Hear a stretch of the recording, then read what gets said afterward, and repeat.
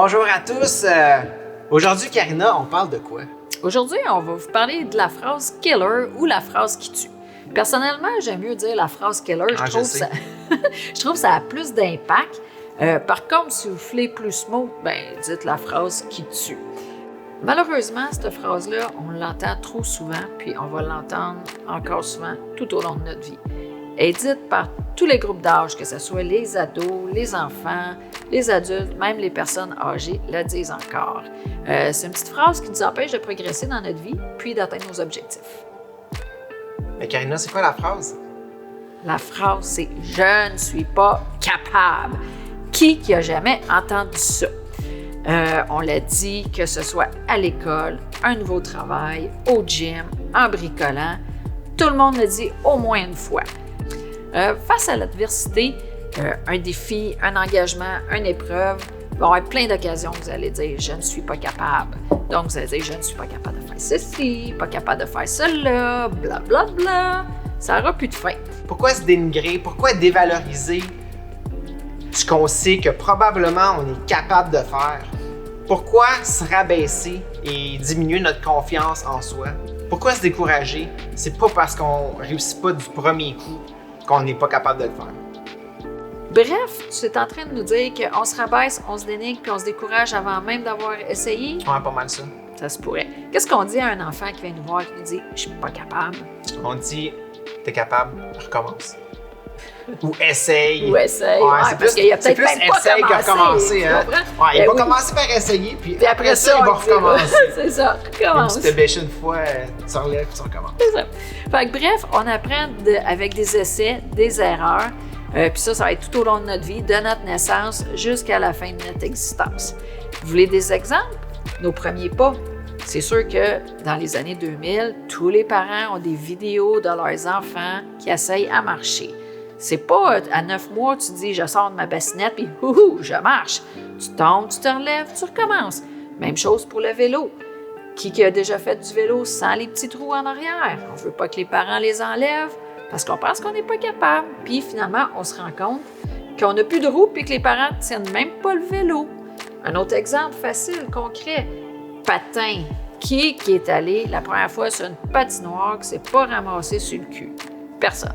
Je suis sûr que tu as d'autres exemples à nous fournir. Ah oui, je pense que pour ceux qui apprennent à faire du ski, je pense que la première fois, c'est certain que vous n'êtes pas allé en un coup, go, je suis capable, je monte la montagne, je descends one shot. Ben non, la personne est commencé petit à petit, étape par étape. Ou tu as fait du downhill non volontaire.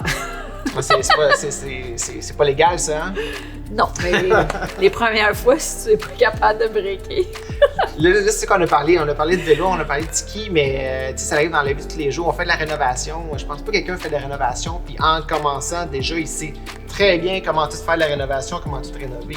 Je pense que ça prend déjà un petit... Tu vas étape par étape, un petit mur à la fois, puis t'es pas un petit mur, mais un petit bricolage. Tu peux même oublier des étapes en posant ta toilette. C'est pas idéal, mais bon, c'est le même qu'on apprend. Donc, quand on pose une toilette, c'est important de oublier d'enlever quoi? La guenille! Enlever la guenille! Ou de mettre un bec. En tout cas, là, on déroge, là, mais tout ça pour dire que tout s'apprend en faisant des erreurs. Oui, exactement. Même quand à l'école, quand on commence en première année, on commence pas tout de suite à faire de l'algèbre tout de suite en partant. Là. On va commencer avec des 1+1, des 2+2, bien que ça soit exactement la même chose quand on vient faire un entraînement, ou bien la même chose dans toutes les sphères de notre vie.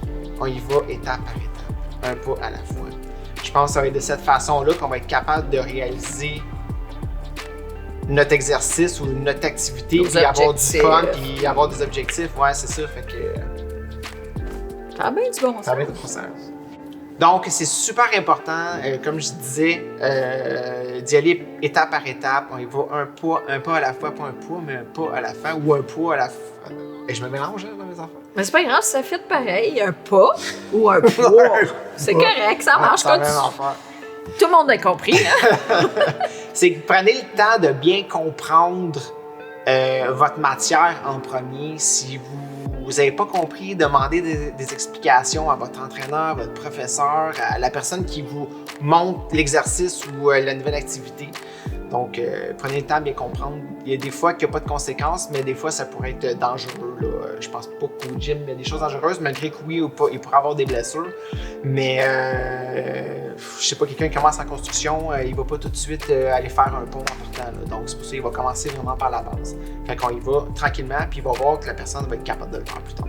Fait que dans le fond, on s'informe avant d'abdiquer puis de dire qu'on n'est pas capable. Ben oui. Ça prend de l'information, puis de la volonté, puis go. Hein? Cool! À moins de contraintes, blessures, contre-indications, ce qu'on vous dit, là, c'est away, digidine, puis essaye. Une fois que vous allez avoir essayé, là, dans la majorité des cas, ça va fonctionner. Ça se peut aussi que ça ne marche pas du premier coup. Il va falloir persévérer, réessayer. Par contre, ça se pourrait qu'il y ait des affaires que vous ne serez jamais capable de faire, puis c'est normal, on est humain, et la nature humaine est faite qu'on a toutes des aptitudes et des capacités différentes. Ce qui est le fun là-dedans, c'est quand on réussit, ça nous donne une meilleure estime de soi. Donc, on a peut-être passé du temps à travailler sur quelque chose, sur une activité, sur un exercice, sur une tâche, puis on réussit, ben, Caroline, je l'ai faite, v'là 1 an, v'là 6 mois, je n'étais pas capable, puis là aujourd'hui, donc, je suis capable de le faire. Ça donne une certaine fierté. Ben, ça donne un petit boost, ça donne... C'est bon pour l'ego.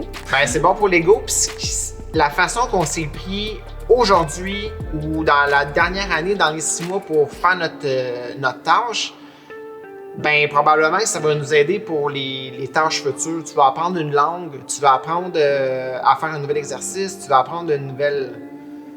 Je sais pas, tu vas apprendre à faire de la photographie, de la vidéo, ben... Tu commenceras pas tout de suite, il faut vraiment que tu y ailles du début à la base. Puis... Dans le fond, tu vas répéter un petit peu le pattern de tu t'informes, tu poses des questions. Exact. Puis essai-erreur jusqu'à, au final, aboutir à quelque chose qui a du sens. Exact, ouais. C'est ça, c'est exactement ça. On commence et on refait le processus à chaque fois. Le processus qu'on a appris quand on avait 1 an, ben, il est aussi bon ce processus-là que comme on dit, on quand tu as commence... 20 ans, 30 ans, 50 ans, puis 70 ans. Comme tout le monde dit, on commence au bas de l'échelle.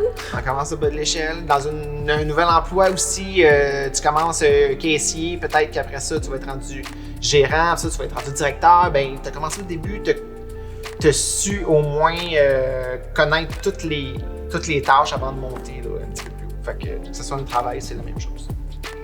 Aussi, la phrase « je ne suis pas capable » est quand même assez négative. Donc, vous pourriez peut-être la changer pour quelque chose genre « ce n'est pas dans mes cordes ». C'est sûr que si vous répondez à quelqu'un « ce n'est pas dans mes cordes » au lieu de « je suis pas capable », sourire garanti. Là, on vous donne ça comme exemple. C'est comme si je te demande « Hey, Joe, je te dis, je suis pas capable de faire ça à l'ordi », au lieu de te dire « oh non, c'est pas dans mes cordes », c'est sûr que tu vas rire. Ouais, probablement. Il y a des bonnes chances. Ces choses, tu es prêt à faire l'ordi? On fera une autre vidéo là-dessus, OK? Parce qu'on en a pour longtemps. Okay. C'est la même chose, Karina. On déroge. Tu commences à la base. Ce n'est pas dans mes cordes.